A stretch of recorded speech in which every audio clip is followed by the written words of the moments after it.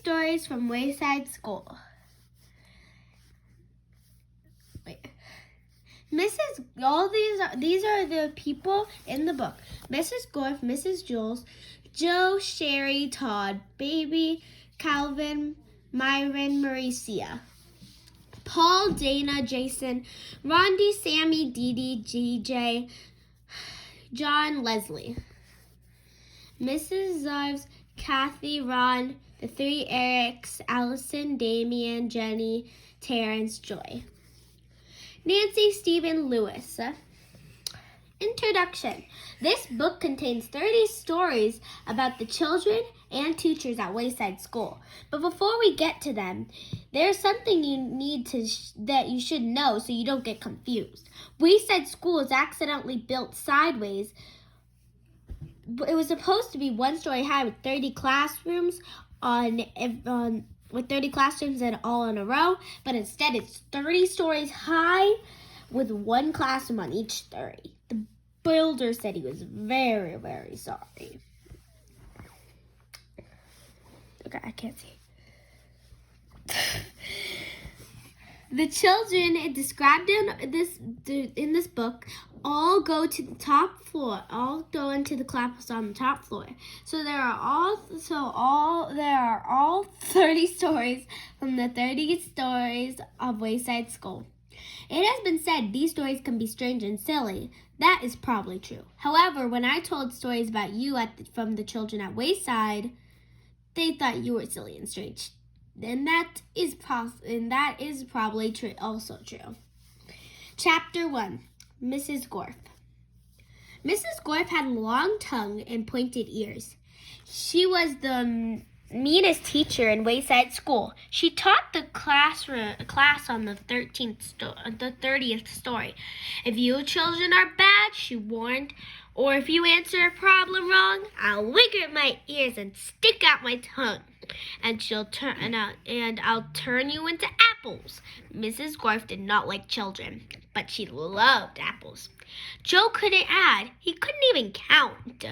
But he knew if he answered a problem wrong, then he would be turned into an apple.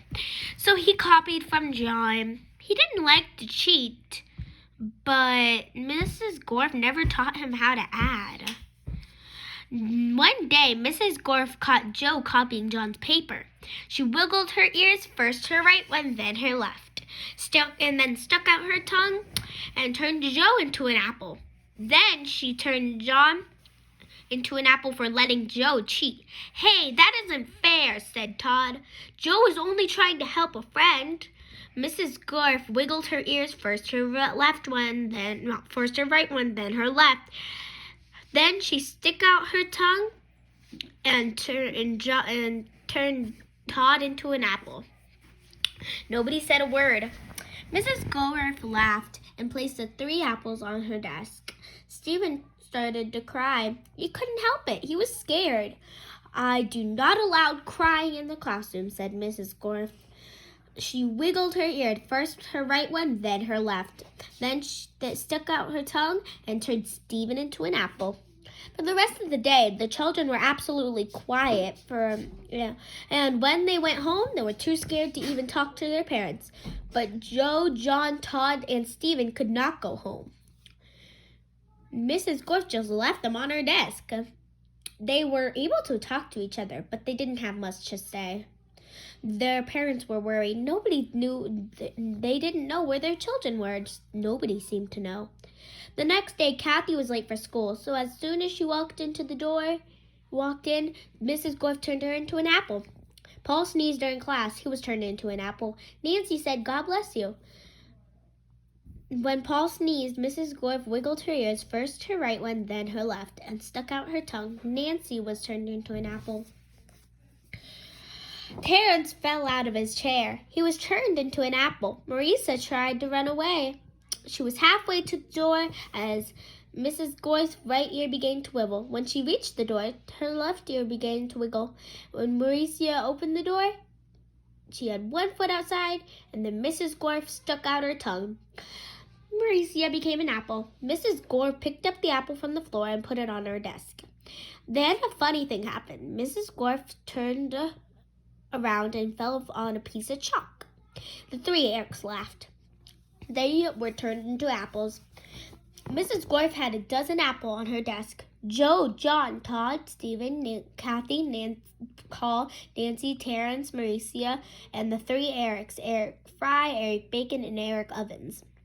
Lewis, the yard teacher, walked into the classroom. He had missed the children at recess. He heard that Mrs. Gorf was a mean teacher, so he came up to investigate.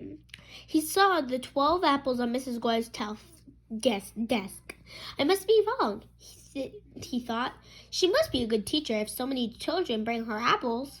He walked back down to the playground. The next day, a dozen more children were turned into apples. The yard teacher, Lewis, the yard teacher, came back into the room. He saw 24 apples on Mrs. Gorf's desk. There were only 3 children left in the class. She must be the best teacher in the world, he thought. By the end of the week, all the children were apples. Mrs. Gorf was very happy. Now I can go home, she said. I don't have to teach anymore. I won't have to walk up 30 flights of stairs ever again. You're not going anywhere, shouted Todd. He jumped off the desk and bopped Mrs. Gorf on the nose. The rest of the apples followed. Mrs. Gorf fell on the floor. The apples jumped all over her. Stop, she shouted. Well, I'll turn you into applesauce. But the apples didn't stop, and Mrs. Gorf could do nothing about it. Turn us back into children, Todd demanded. Mrs. Gorf had no choice. She stuck out her tongue and wiggled her ears. This time her left one first, then her right. And then, first she stuck out her tongue, then this time she wiggled her left ear, then her right one, and turned the apples back into children. All right, said Mauricia, let's go get Lewis. He'll know what to do. No, Mrs. Gorf screamed. I'll turn you back into apples. She wiggled her ears, first her right one, then her left, and stuck out her tongue. But Jenny held up a mirror, and Mrs. Gorf turned herself into an apple. The children didn't know what to do. They didn't have a teacher. Even though Mrs. Gorf was mean, they didn't think it was right to leave her as an apple. But none of them knew how to wiggle their ears. Lewis, the yard teacher, walked in. Where's Mrs. Gorf? He asked. Nobody said a word. Boy, I'm hungry, said Lewis. I don't think Mrs. Gorf would mind if I had ate this apple. She always has so many. He picked up the apple, which was really Mrs. Gorf, shined it up onto his shirt, and ate it.